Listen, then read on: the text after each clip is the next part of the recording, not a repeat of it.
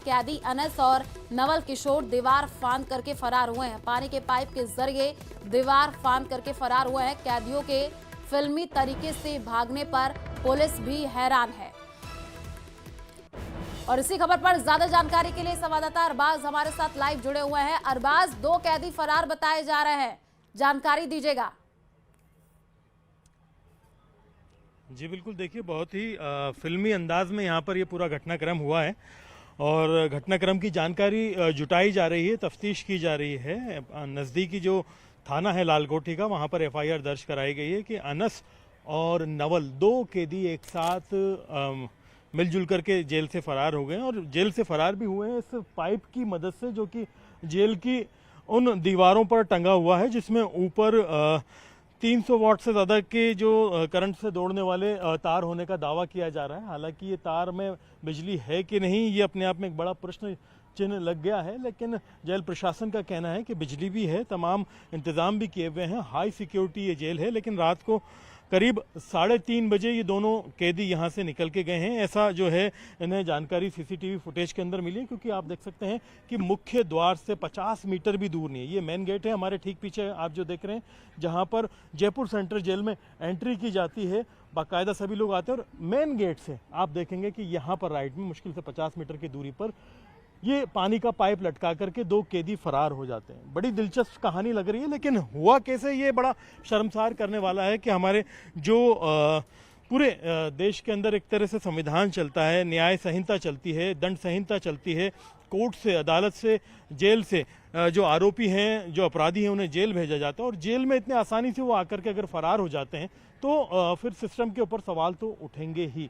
फिलहाल IG jail खुद यहाँ पे मौजूद हैं, विक्रम सिंह, उनसे हमने अभी संवाद किया है। उन्होंने जांच शुरू कर दी है, हर एक पहलू को खंगाला जा रहा है। उन्होंने कहा कि किसी को नहीं बख्शा जाएगा। जिस तरह का घटनाक्रम हुआ है इतिहास में कभी नहीं हुआ। 1901 में इस जेल को बनाना शुरू किया गया था, 1904 में बन के चुकी।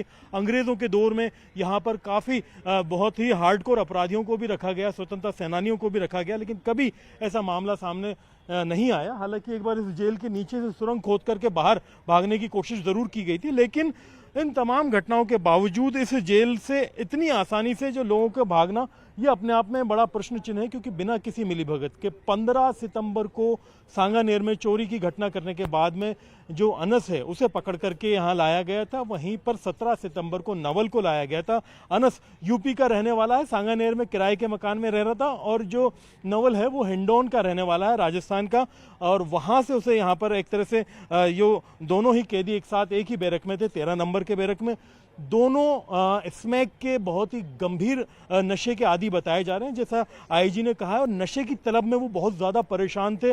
आसपास के कैदियों ने देर रात उनके पेट में दर्द होने की और नशे की तलब में उल्टी सीधी हरकतें करने की बात भी दर्ज कराई। लेकिन 15 और 17 सितंबर को आने के बाद में आज देखिए कि 20 तारीख को महज इतने कम वक्त में अगर इतनी हाई सिक्योरिटी जेल को इतनी आसानी से नशे के इतने खतरनाक आदी लोग फरार कर जाते हैं, एक इस तरह का पाइप लटका करके, तो सिस्टम के ऊपर सवाल उठते हैं। हालांकि यहाँ पर जो आसपास का थाना है वो पड़ता है लालकोठी थाना, वहाँ पर एफआईआर दर्ज कराई गई है। मेरे पीछे ये कैमरा अगर आप देखेंगे, इस तरह के जितने भी कैमरे हैं यहाँ पर, इन तमाम तरह के कैमरों से फुटेज लेकर के बारीकी से चीज़ों को समझा जा रहा है कि किस तरफ से वो कूदे थे, किस तरफ वो गए। जो फुटेज इंटरनली मिले हैं, जिन्हें अभी साझा करने से जेल प्रशासन ने साफ मना कर दिया है, उन फुटेज के मुताबिक उन्होंने कुछ कंबल या इस तरह का चीज़ ओढ़ करके यहाँ से निकले, लेकिन यहाँ से एग्जैक्टली जो है वो अपने बैरक के अंदर से पीछे से बाथरूम की जाली को काट करके कॉरिडोर में आए हैं, कॉरिडोर से ऊपर चढ़े हैं। कहाँ से उनको ये पाइप मिला, और आप हाइट देखिएगा ज़रा,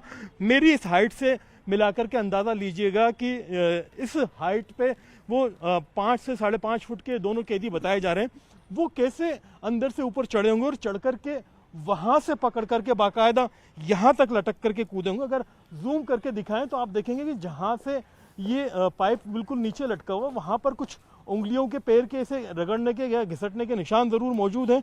और ये दोनों चीज़ें जो घटना है यहाँ पर लेफ्ट वाले 360 डिग्री कैमरा और राइट वाले 360 डिग्री कैमरा में दर्ज हुई हैं। हालांकि पुलिस का कहना है कि कोई भी सामान्य अपराधी इस तरह की घटना नहीं करता, कि चोरी के मामले में जब वो जेल में ऑलरेडी बंद है तो चोरी के बजाय तस्वीरें आप दिखा रहे हैं, सवाल कई तरीके के खड़े हो रहे हैं। कितनी सुरक्षा के बीच भी कैदी आखिर फरार हो गए, ये अब जांच का विषय भी आप नजर बना करके रखें। फिलहाल शुक्रिया तमाम जानकारी साझा करने के लिए। और इसी बीच भरतपुर से बड़ी खबर है, नदबई में एसीबी की बड़ी कार्रवाई देखने को मिली है। नदबई तहसीलदार विनोद मीणा ट्रैप हुआ है, 80,000 रुपए की घूस लेते गिरफ्तार हुआ है। नामांतरण खोलने की एवज में घूस मांगी गई थी। तो बड़ी खबर इस वक्त आपको भरतपुर से बता रहे हैं, जहां पर नदबई में एसीबी की बड़ी कार्रवाई देखने को मिली है। नदबई तहसीलदार विनोद मीणा ट्रैप हुआ है, 80,000 रुपए की घूस लेते गिरफ्तारी हुई है। नामांतरण खोलने की एवज में घूस मांगी गई थी।